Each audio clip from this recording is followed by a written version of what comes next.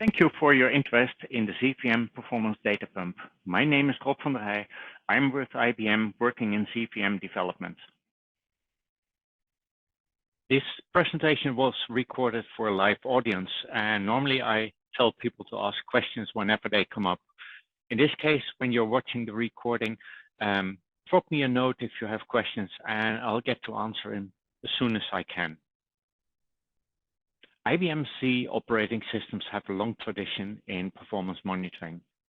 In the early days, when we had more people than computers, expensive shared IT resources needed to be charged back, and to recover the cost of the expensive equipment from the various departments who were sharing the resources. And even though IBM C machines can scale very well, the scaling normally happens in discrete steps, while workloads typically rose more gradually. And especially when you're dealing with a long budget plan, it's really challenging to make sure that your capacity is adequate for the workload. And many organizations also develop mechanisms to encourage people to move their workload from the peak office hours into the night shift, which meant that they needed to implement graduated chargeback rates to encourage people to do that. And that means that you need to measure usage in a very detailed way so that you can actually do your chargeback like that. And when you look at shared resources, you need to report and monitor excessive resource usage as well, because that might impact the other workloads. Customers have over time developed their own business processes to interpret reports, to watch screens, and this tooling has been developed decades ago, but many customers are less willing to see us change it because that might interrupt their business processes that they developed on top of it. So this makes it very hard to innovate. And that's why you see typical performance dashboard screens like this on a 3270. It's a tabular display with lots of numbers, very little explanation, because we want to save all the room for more numbers and more numbers. And even more numbers get produced at midnight in batch reports where we collect all the data and do reports with Performance Toolkit, for example, something like 150,000 lines. That shows that this way of performance monitoring doesn't really scale well 3 or 4 orders of magnitude like your mainframe did in those decades. This is not easy to use for the casual observer who just drops in to see a performance screen. It's also not very attractive for new users to IBM C, who are just sometimes shocked by the old-fashioned screens. And Performance Toolkit fans will tell you, well, we have a modern web interface. And as one customer told me, well, at least it isn't using Netscape, but it still is 2 decades old and doesn't really look modern. And sometimes people ask me and say, well, Rob, where are the nice performance tools? The pretty ones that you find on the internet. Did my boss not order the right things? Have we missed something? Are we playing cheap? I said, no, 30-70 displays is what we use. That's how we analyze performance, and that's where we act on. And that is often disappointing. And one customer told me, well, I'm getting my way with the 30-70 and I can't find the things that I need. But whenever my young colleagues enter the room, I switch to another session because I'm embarrassed to show them this, because it makes VM look old-fashioned and out of date. So what we really need is an intuitive user interface that is allowing casual users to just work with it and not require weeks of training. Performance specialists need these better tools to tell that story. The large and complex systems provide a lot of data that we need to digest. And people often told me, well, just use the Linux tools. They're there, everyone likes that, that's easy. Well, it's not that easy, because VM performance is way more complicated than average Linux guest. We have something like 200 different monitor record types, 5,000 unique metrics. A typical VM system with a few Linux guests will collect 10 million data points per minute. That's per minute. And we do that 24 hours a day and 7 days a week. And you need all those numbers to do your chargeback, to do your capacity planning, and to study your VM performance. My friend Ingo Adlung said, well, Rob, 10 million, hey, we can do with just half of that. And sure, hey, maybe we could even do with 10%, but it really depends on your workload and on your configuration, which 10%. And it also varies over time. So that's a challenge. And any project that will just pick a random 1% of the metrics, I don't think that's going to be very helpful to solve your performance problems.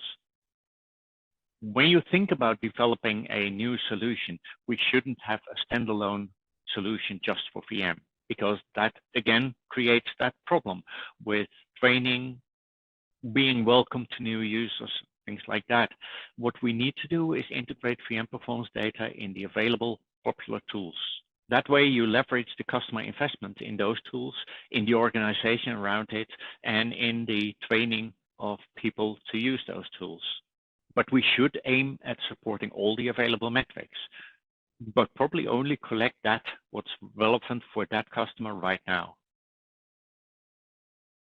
So that was the project, and it's not something that came up last year or even late. I mean, this has been going on for a while, and I know most of you probably only heard about this very recently. And yeah, we've been working mostly in the dark and not sharing details with customers yet. The reason for that was a display like this. Once we had the things working as a prototype and we were showing off to internal users, I think it's fair to say that several people were rather excited about this and wanted it. I said, well, I believe that my customers will need this. They want this. And what you will notice from the rest of my presentation is it really takes quite a few different disciplines and skills and people to get this rolling. And we were very worried that we couldn't pull this off with the other requirements that we have, with the other challenges, with people retiring from IBM. I mean, things are moving. You probably also realize that you don't have 10 times as many people as 10 years ago. Everyone is having that. And so we were concerned that if we show this to users and say, well, yeah, do you like this? Well, you will not get it because we're not going to do that. That would be even more disappointing. So it took a while before we realized that we could actually pull this off. So what I will be showing, or what I started to show then, was Grafana. When we looked at this, Grafana was by far the most popular observability platform, as it's called today. The product itself is something like 10 years old, I believe. We are now at release 10, and they do a new release every year, so that would be 10 years indeed.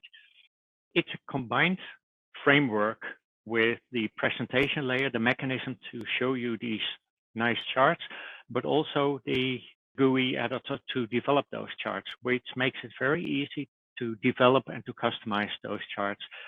There's different ways to work with this. It's not just a nice picture on the wall. You can definitely do that, but it's also the performance analyst workbench. And I really believe strongly in that mechanism where you mix the same technology for both, because that means that if someone is looking at your wall-mounted dashboard, maybe next to the restrooms, and noticing something strange, when you look at the thing in your analyst workbench, you see the same thing. So you can recognize what he's talking about, things like that. There's also alerting and batch reporting in it. I haven't really explored that yet. And this is popular. They have something like 1 million servers running worldwide, and that's just the ones that report a call home mechanism. So that excludes mine because I disabled that feature, just not to confuse them. So that's the dashboard. The other part is InfluxDB. That's a NoSQL time series database.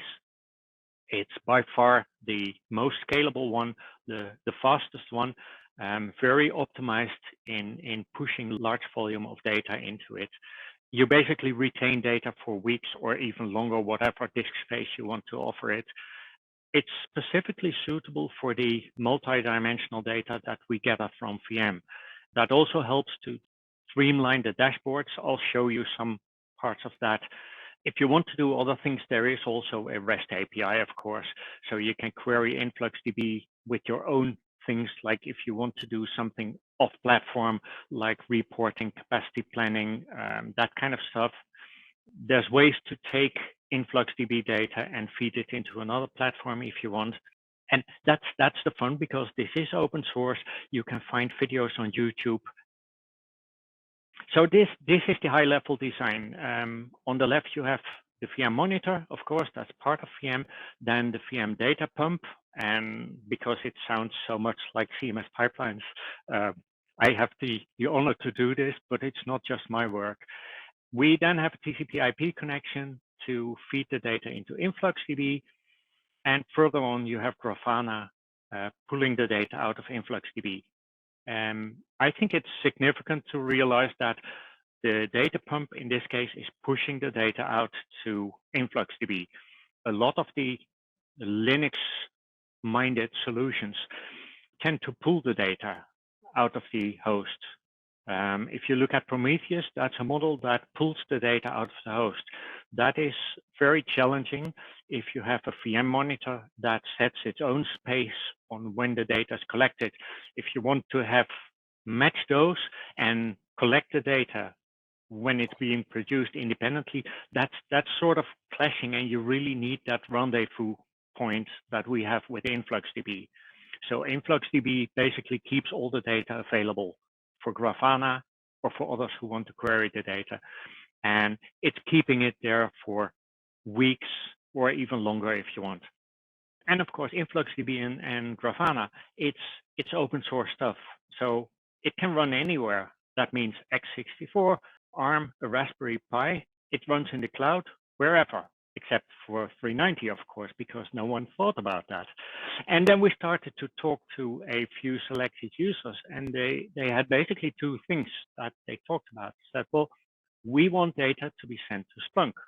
And the other thing people brought up is they wanted to run InfluxDB and Grafana in a Linux guest on VM, because that way it can travel with other mechanisms that they have in place. They can run it themselves. They set the service levels. They can move it around with live guest relocation. It goes along in disaster recovery plans. It's just easier to have it at home, so to speak. So that means that we got a kind of redefined high-level design.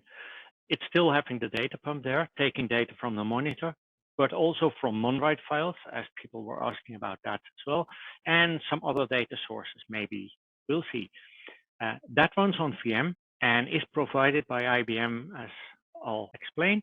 And on the other hand, you have whatever the client provides as the recipient of the data. So InfluxDB and Grafana, for example, if you want that, or Splunk. And the other thing the customer now needs to do is provide a configuration file to decide whether they want to send it to InfluxDB or Splunk or maybe something else. But it's a very simple configuration file. Really, that doesn't require days of training. A quick word about Splunk.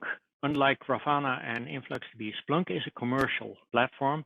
It's very popular with COS customers because they provide a COS agent that will take data from SMF and feed it into Splunk. And that kind of data is really the strength of Splunk, to take event data and aggregate that. That's different from what we do on VM, because we have the monitor that will by itself sample the data. And so we don't send events, or at least not primarily, but the performance data typically is in samples. So that's kind of a mix. And simply said, we are feeding the data into Splunk through a side door, because it doesn't have to be digested and consumed anymore. But it's popular for capacity planning and chargeback because they already do that for COS, and that way VM can lift along on the platform. And that's one of the areas where I'd say, well, just leverage whatever they have invested and make sure that you fit in. Splunk isn't a trivial thing to do, I think. What you typically have within your organization, if you run Splunk, you probably have one or two Splunk administrators who have been trained and followed the Splunk training to manage this. They will define, as it's called, the HTTP event collector that will specify where the data gets stored and digested in Splunk. That also influences how you can search for the data. And as a result, Splunk will generate an access token. That's the one that you get from your Splunk administrator, and you stick into that VM configuration file, along, of course, with the URL for that service. And that's the interlock between the two. And that's an example of the configuration files that I was talking about. And what I also realized is that some customers host Splunk in the cloud because that's easier. It does mean that they get charged by the amount of data they feed into Splunk.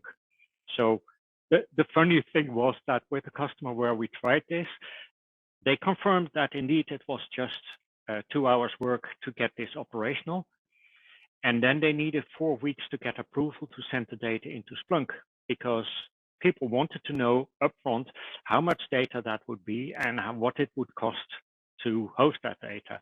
So that's one of the challenges. As I mentioned, Splunk is really about digesting and aggregating event data rather than metrics. So the interface isn't really as convenient. The chart in the dashboard there shows you that we actually got the data there. I couldn't show you live data from the customer because they had to blur out all the charts to hide whatever evidence. So this is the best I can show. Part of that is because of my skills. I haven't taken all the training in Splunk to learn how to do that. And I was already happy to do one of these dashboards. Unlike Grafana, what I will show you later, this isn't a GUI editor.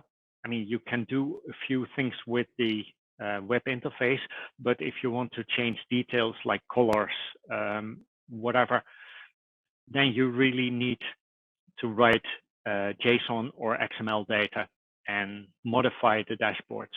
So that's probably why you have dedicated Splunk administrators. And the other thing I mentioned is running on 390. The open source projects do all their daily or nightly builds, but they don't do the 390 version.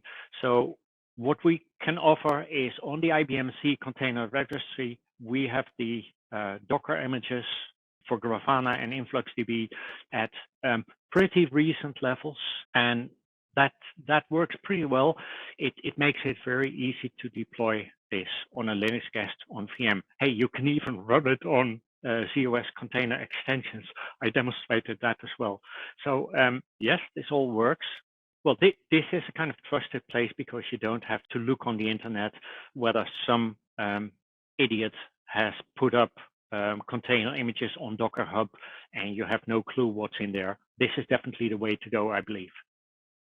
So if we summarize the performance data pump, it will ship as a PDF for Performance Toolkit. It's available for all licensed Performance Toolkit clients. There's no technical dependency on Perf SVM as you have it now. You can continue to run Perfkit if you want, but you don't have to. There's no technical dependency.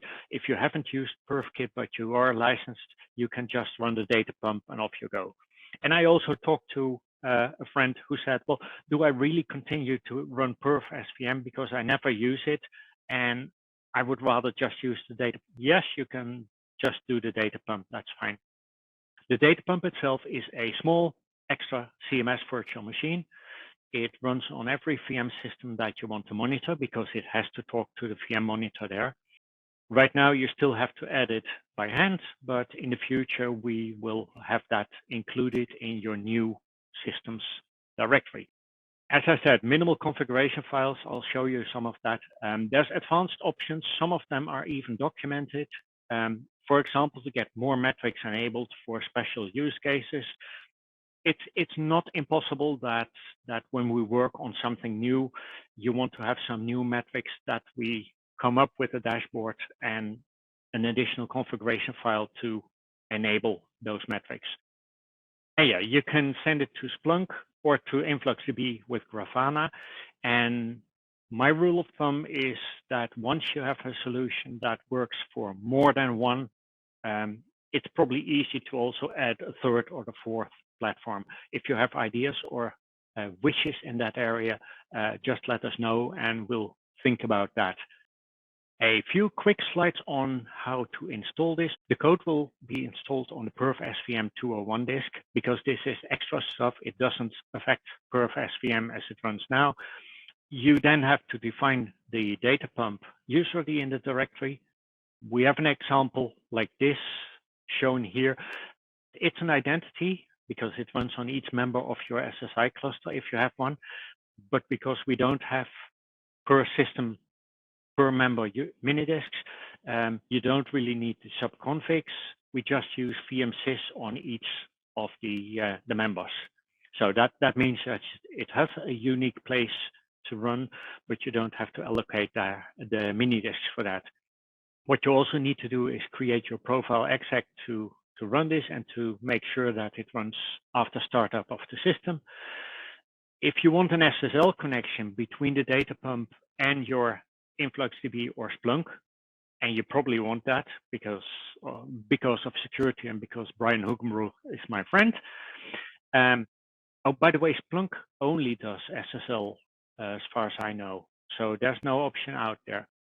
You need that setup working, and if you think that really is hard, I have a 10-minute overview to do that. And you have to repeat this for each member. There's also an MDX setup included in that PDF that does some of the magic for you with enrolling in file pools, and it uses a shared file pool to keep one copy of your configuration files and then replicate that down to each vmsys on the members. So I think that saved me a lot of typing. And you have to configure it. There we are. A simple configuration file. It's ini file format. We hoped that this would be less intimidating than a names file. So what you see here are 3 sections in that file. Each section defines a plugin. And within that section, you have all the parameters for that plugin, including the type of plugin. This is pretty flexible, and that means that, like you see in this example, it's taking data from a monitor, and it's feeding the data into Splunk and into InfluxDB, which is really nifty, and it actually is helpful if you run Splunk because you still have the nice dashboards. Right now, we only have built-in plugin types, but it is fairly flexible, and it's not unlikely that when we new features that you get test fixes and things like that in a separate part of code that will introduce more plugins. And I talked about the dashboards. Like, one of the reasons to do both Splunk and InfluxDB is that you can still use the sample dashboards. As we've decided, we'll do a few sample dashboards. The word few is disturbing to some of my planning colleagues. Right now, few, it's probably 10 right now, but it's kind of floating depending on what people like and what people need. One of the colleagues said, well, why 10 dashboards? Why not just one single dashboard? Because I hear people would like to have one single dashboard. I said, well, we're talking about 10 million metrics per minute. That doesn't fit on a dashboard. And I was in a dashboard class, and they say, well, you should have only 5 charts in a dashboard. Well, this is going to be challenging. So we're not doing that. We expect that these samples will work for most installations, but it's not a given. I mean, you can have differences that we didn't anticipate, but it's very easy to tweak those dashboards, and you're free to do so. And yeah, we do new things. Right now, we distribute them from the Grafana community dashboard site, which I think is pretty cool because you can just search there for ZVM and find our dashboards. Maybe if there's a need for that, we can also find different ways to package it, like ship it from the VM web pages, or maybe include it in VM, but it really complicates the deployment. So we'll have to think about that if you want that. One of the challenges with these dashboards is that right now, most performance knowledge, like knowing which metrics you need, how to combine them and what they mean, that really is inside the dashboards. That is very flexible for us because it means that we can ship a dashboard with all that new functionality without code changes, but it makes it very hard for customers to do something from scratch. But still, tweaking the stuff that you don't like or fixing things that were flexibility for other systems and don't apply to you, that's still possible. Eventually, we may want to move some of that technology left so that you get sort of ideal metrics that make for simpler dashboards. And now it's time for my demo. So this is the typical dashboard. I'm not going to rush you through all the 10 or 12. That's probably not helpful, and you can explore that stuff yourself. The reason we can work with a limited set of dashboards, because I told you one colleague said, well, just do one dashboard. I also talked to customers who have 12,000 dashboards installed. And no, they haven't done them all by hand. They basically generate a set of dashboards for each server that they deploy. That's an understandable technology, and you can actually make that work. But imagine when you have to fix something in one of these dashboards. That's going to be a nightmare. So this is one of those live dashboards. It's showing live data. Yeah, 130. Sounds right, isn't it? So the reason we can do with a small number of dashboards is that we have a single dashboard that works for all the systems. So you select another one.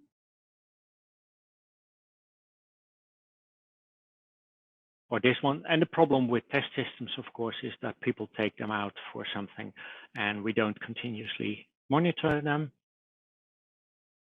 And by the way, that list is not statically configured and something that you have to do and have to remember.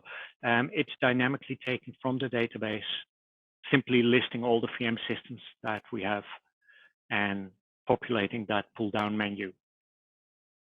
So in this case, what's the, other than just sexy looking, the things above are pretty, still pretty useful. This is the current CPU utilization right now, 77%.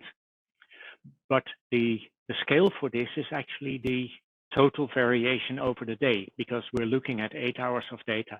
So it's still giving you a feeling for your normal capacity and your current capacity or current usage, but it doesn't require you to put in some dashboard that you have 4 IFLs and you want this system to have a maximum at 400%. And well, of course, memory utilization, yeah, we know that memory stops at 100%, so that's easy. Now, if you think that these charts are too small, you can look at a single chart in detail, and if you hover over that, you see all the individual values. And something that one of my friends discovered, and I hadn't noticed before, is that if you're interested in a specific period, then you just enlarge this. When I now go back to my overview, I can also do it there. And what you notice is that all the charts will follow that same pattern. So that is very convenient if you have a dashboard looking at CPU usage, but you also see the network throughput underneath and the disk I/O throughput. And in case this is disturbing for you, let me explain this one. I was kind of proud about this chart. What it shows me in this case is, I mean, you know, we share our chiplets among LPARs. So this one shows the filled area as the usage of this system, where the lines show the total usage of all the LPARs sharing those chiplets. So that really is helpful to understand if you have an I/O problem, like, are we doing a lot of I/O? No, we are not, but someone else is. And so the chart in this case shows the read and write traffic on different sides of the y-axis. That's because typically read and write traffic are not necessarily depending on each other. In many cases, they are independent, and so that's me again trying to put as many metrics in it as we can. And we do the same, of course, for network traffic, where you see that we had some heavy transmits earlier in the morning and some receives later in the day. The other thing that we have here are these rows that have been folded. You can unfold those and look, in this case, for example, at the total usage of the entire physical machine. So you have the breakdown by individual LPARs or the breakdown by specialty engine type. And of course, if you're IBM, you don't pay licenses, so you run mostly on CPs rather than IFLs. But hey, and you fold those back again if you don't want to see them. That speeds up the dashboard because the dashboard doesn't populate all the charts that you're not looking at. It also helps you to sort of shrink the entire display to the portion that you want to see without scrolling back and forth. And this one shows you the CPU usage by user type. So in this case, we are splitting it into service virtual machines. We have a lot of those on our development system, of course. Linux guests, others. That's pure CMS users, and then ZVM, which is in our case second level VM systems. One of the neat things you can do with Grafana is that you also can select one of those series in the charts. So if you couldn't tell, and I couldn't blame you, if you cannot tell from this chart what the portion of second level VM systems was, you just select that one on its own. And you see that we were sitting at 100%, which probably means that there was one guest packing a CPU. Or you do that for Linux, of course.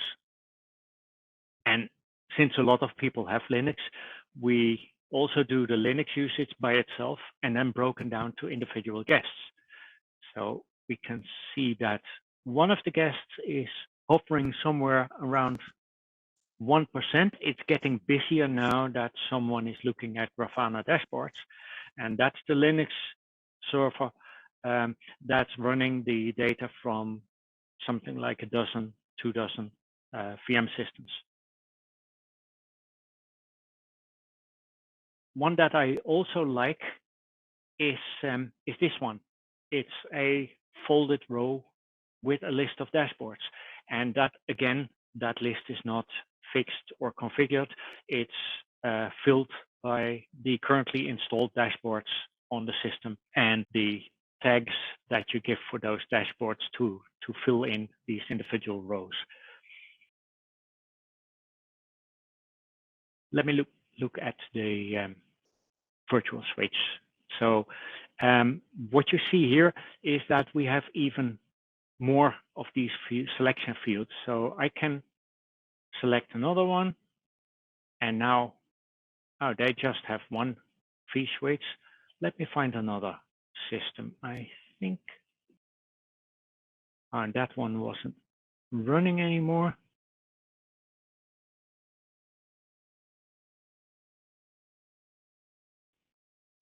So what you see, I've now selected one system where I want to look at the data, selected two of the switches defined on that system. Again, that's all coming from the data.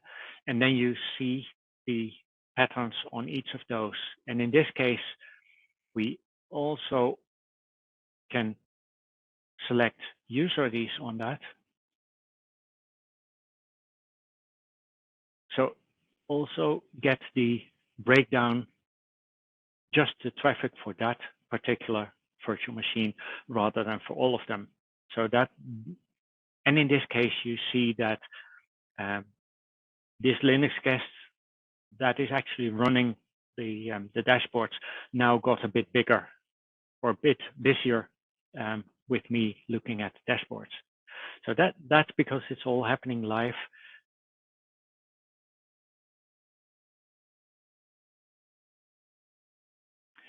Yeah, I showed you that you can do things like that by zooming in, but of course you can also do things like this, um, or have a specific period if you want to do that. That's sometimes very helpful. And there are also different ways to get to the dashboards.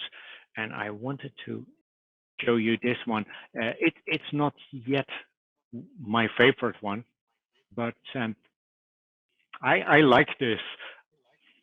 So the funny chart here is the active SSL sessions on the VM system. And I I guess we can see what's happening here. I mean, you recognize the five fingers of the week, so to speak, and there's a strange week here, and it turns out to be 4th of July. So I thought that was cute to see, and it shows you the number of handshakes, and I should select the other SSL server. So you have the number of ISV messages, the CPU usage of the SSL server, that kind of information. Or if you are fond of this kind of stuff, crypto, so we have AP third processing, and then you see the number of crypto operations in the crypto cards, typically Linux guests in this case. One of the challenges with live demos is not just that it's not working, but also the challenge that you may not have interesting data. And when you want interesting data, you normally have to do it yourself and create workloads. So I haven't done that here. Now this is funny to look at one single system, but if you run an SSI cluster, you probably want to look at multiple systems and not just one at a time. And I think, other than just being impressive, I think this is educational. So this shows me a single SSI cluster, and I'm looking at all the members on this cluster. Now the nice looking LED displays at the top, they actually are more useful because they show you the amount of CPU usage between the two or four members in this case. So you see that one of the members is much busier than the other ones. That's instantaneous to see like this. And the same with memory utilization. Now, in this case, I think it's just different workloads on different members of the cluster. So that's not an issue. But if you're looking at a production system that spreads your workload over multiple members, then this is definitely something that you want to look at. The initially confusing part is maybe the next row that shows you CPU usage over time. They look all the same, even though we see that the fourth one is using a lot more, but it turns out that the y-axis is different to accommodate the usage. So in this case, what I believe you would normally want is when you look at your usage over time, you want to see that in the right proportions, because if I would show you the, say, 80% of the second system on the same axis as the 400% system, you would just see some grass at the bottom of the chart. So that is not too useful. But this is really the kind of stuff that if you don't like it, how I did it, or we did it, then you can just make changes. I had someone who says, well, Rob, I don't like these staircase charts. The reason we have those staircase charts is because the VM monitor, in this case, runs with 1 minute intervals. And it's nice to see that. But if you say, well, I don't like that, I want to have nice things, then you can do it like this. And even when you go to 30 minutes or 15, let me do one more strange trick. Okay, we have this row here as well, and I have the VM overview dashboard. I discard my changes. That's the easy way. If you realize immediately that you did something that you don't like, you can discard the changes. Otherwise, if you have changed and saved your dashboard, then it's gone. So this is the same dashboard that you saw before. What I can do now is that's this one. We'll just delete it. So I made changes and I didn't like it, and we'll just delete it. Now what I can do now is import. I'll switch to the Grafana web page.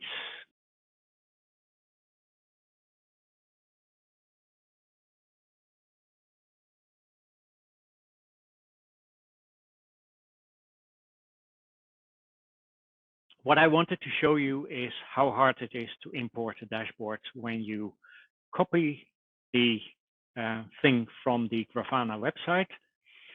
I now go back to my original one and I paste that idea. If you cannot remember it, 19,002. I get a prompt to indicate which InfluxDB database to use. And off we go. There you have your dashboard again. So you can imagine that within 15 minutes, you can import 15 dashboards like this. So I think this qualifies as easy.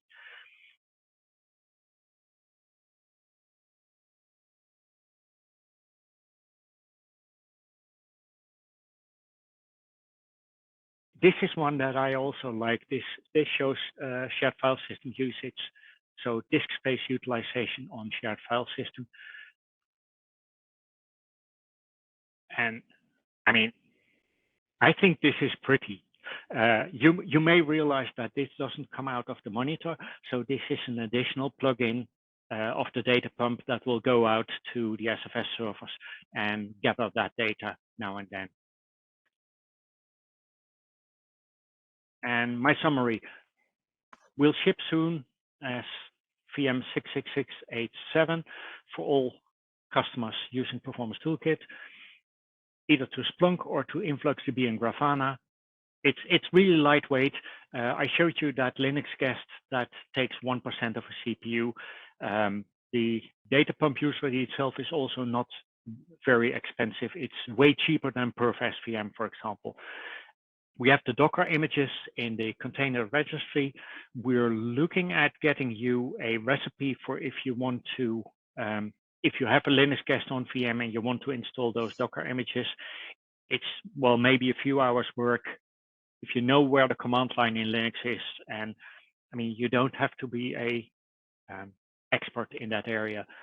We'll have sample dashboards. And I mean, this entire lot, it's probably less than a day work. Thank you. Thanks for watching. If you enjoyed this video, don't forget to like and subscribe to see more videos like this one. Have a suggestion for another video topic? Feel free to leave a comment below.